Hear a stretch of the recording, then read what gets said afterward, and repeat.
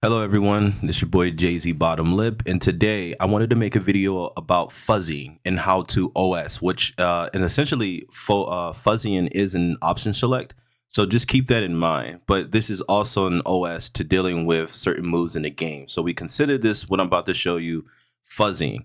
Now, I've talked to a couple players. This is for you guys. I'm not pointing out names, but some other competitive and pro players told me that you cannot deal with Peacemaker's mix because there's too many different mix. I told them you can fuzzy all his options. The only reason that you get hit by Peacemaker's moves in particular is because you're anticipating something in particular. I always go back to that word anticipating because a lot of times when you're anticipating something, you become tunnel vision to what the bigger scheme of the picture could be when you're fighting your opponent. Also, what I mean by that, in lack of better terminology, is if you learn the matchup and understand frame data to a certain extent, you would understand how to deal with this character logically. So, for an example, right? There's this move, right, where he goes into 2-2, right? Where he can do 2-2-4, he can do 2-2 low, or he can do 2-2 grab. I wanted to let you know that you can fuzzy all these options. One may ask, how is that possible, right? So really quick, I don't really want to mess up the computer. I'll show you really quick. I'll demonstrate these things. So the first recording, second recording, and the third recording are all different. I believe one is 2-2 grab, 2-2 low, and then 2-2 into the mid where he can just drop kick you basically. I wanted to show you that you can fuzzy guard or option select all these options basically, and you can come out and on top of them as well. So yes, you can. First of all, yes, you can cover it with a cameo. But if your opponent decides to be over extensive or over aggressive or commit to trying to mix you in a sense, you'll be able to react. Also, if you learn how to fuzzy correctly, you'll be able to take your turn back accordingly. So a lot of times when people learn how to fuzzy, they essentially fuzzy the mix and then they believe that that's done or that's just finished. In reality, a lot of times your opponent may do 2-2, 2-2, 2-2, down 1, 2-2. So essentially what you're going to be doing right here is that you're going to be fuzzy guarding the option, what he may do, but then also taking your turn back accordingly. So with that being said, so I'll show you really quick. So you see how I ducked that right there. Also too, I just noticed that at the top, it can tell me which one is playback. I don't know which one is what, but just for the sake of this purpose, I'm going to do, how do you do hitting? Okay, random hitting. Okay, here we go. So watch this. Flawless block. Flawless block. Oh, sorry. Flawless block. OS that. OS that.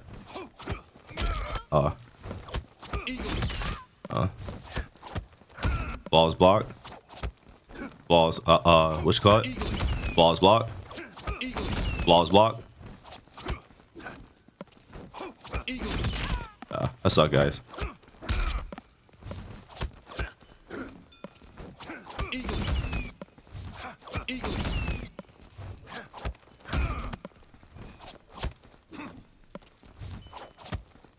So basically, I try to stop it. How do you stop it? How do you stop it? I want to keep everything, but I want to stop it. Shoot. Oh, okay. Sorry.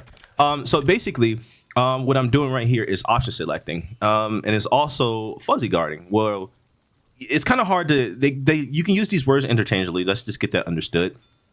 Which means that I'm option selecting in terms of I'm trying to find the best option, which is letting go and blocking at the same time, which allows me to get a flawless block. So I'm option selecting all his options, which essentially what I'm doing is fuzzying, if that makes sense. So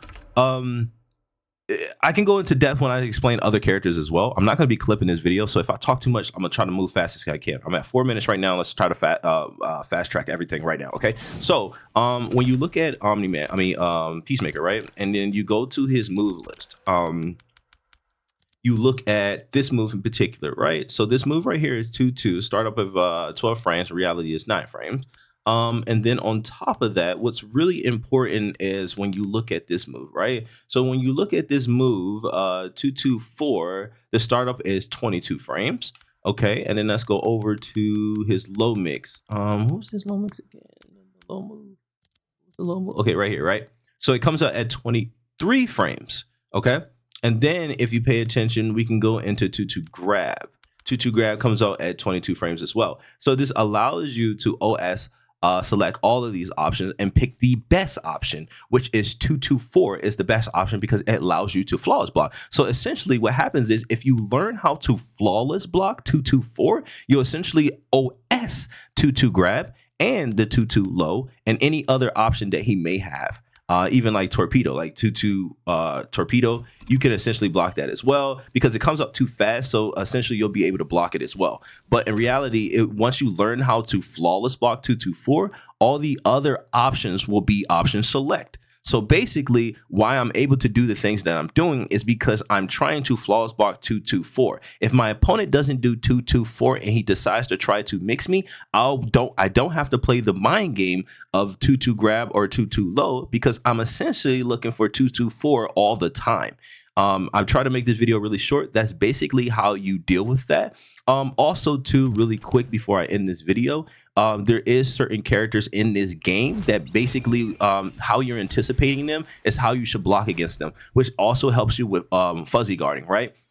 So if I decide to use, let's use Sub-Zero for an example, just for this example really quick, right? So if another way of understanding fuzzy guard in the most basic and beginner friendly understanding is that when you're playing against a certain character, you essentially want to block a certain way. So you understand that Sub doesn't have anything to convert off of his low except for if he was using like Serena or so, right? So he can't necessarily do things like let me try to show you real quick. Or that. So he can't do things like this. This doesn't combo, right? And he could do things like this, right? But that depends on his cameo, right? He could do things like this, right? So he can do like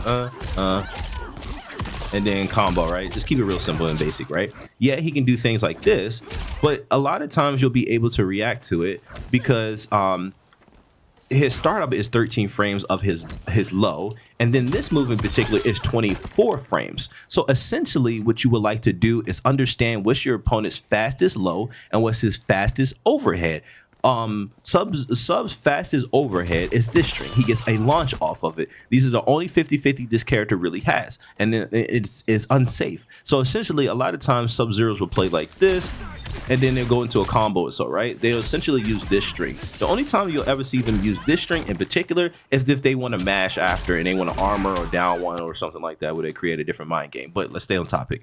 So essentially his fastest back low is 13 frames. His overhead is 24. So knowing that, you would like to block low and react high against Sub-Zero. Why? Because his overhead is slow. And on top of that, the first hit is an overhead and the second one is a high, right? Now they jail, and I'm not showing you this just so you can learn how to like, duck the second hit of it or so. I believe you can. No, you can't. So it jails, like I said, right? So essentially what I'm showing you right here is that the second hit is a high. So essentially after you block the overhead, you just want to block low regardless because you're going to OS his slide. He does have a slide, so he can do things like this. So if you block low, if you block low and then react high, you can OS both that option no matter what. He doesn't have anything to really mix you off of that. And even if he used a cameo, which was a low or something like that, yeah, he can get a mix. Now, when it comes to a chameleon and he tries to do overhead into chameleon, that itself doesn't even necessarily work because you'll be able to react if you pay attention to the cameo at the top. And then on top of that, if you block low and then react high, you'll see the animation of the character come out and you'll be able to block. Also, again, it's also about what you're anticipating. You'll be able to block low or react to everything as well. That's kind of about it. I don't want to make this video too long, but essentially what you're going to do is against certain characters, you're going to want to block low, react high, or you want to block high, react low, depending on how that character is played. If he does a lot of lows, does he kick you a lot? Does he do certain things in particular that kind of catch you off guard? And then he kind of takes his turn back, depending on if it's an overhead or low. Most of the time people will poke low, but they necessarily won't convert low.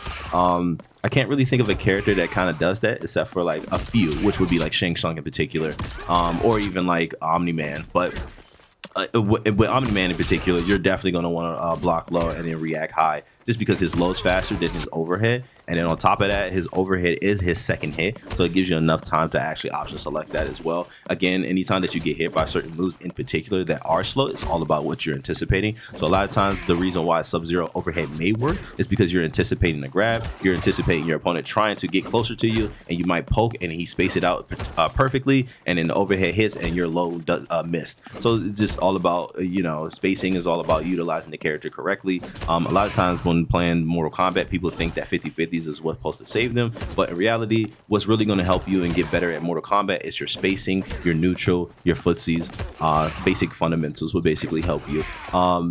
I think that's what's wrong with a lot of people in NRS community, is that they rely too heavy on 50-50s rather than fundamentals to basically help them get better. Then on top of that, basic fundamentals will actually transfer over to other fighting games, which allow you to transition smoothly into those games as well, like Tekken, Street Fighter, and so on and so forth. Not saying that you're going to have an easy road, but it would be more easier for you to understand footsies and fundamentals and basic fundamentals to get into other fighting games as well. A lot of times NRS players do not play multiple fighting games. It's because they rely too heavy on 50-50s, and when the game doesn't have that, they don't know what to do. So again, I encourage everyone to learn footsies and fundamentals, spacing, and understanding how to play against certain characters. And another big thing is fuzzy guarding and understanding when to block low, react high, or react high, block low, and etc. etc. This is your boy Jay-Z Bottom Lip, and I'm out. Appreciate you guys watching.